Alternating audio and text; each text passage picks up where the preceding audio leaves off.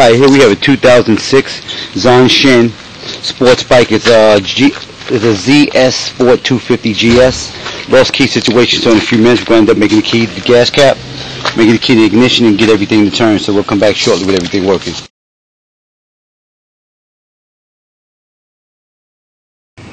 Alright, we're back. We've got the keys made. You can see it works the seat lock pretty good. Push the gas. Right now steering wheel's locked. Turns on like it should. Let's try it the other way. These locks are single-sided, so only use one side of the key at one time.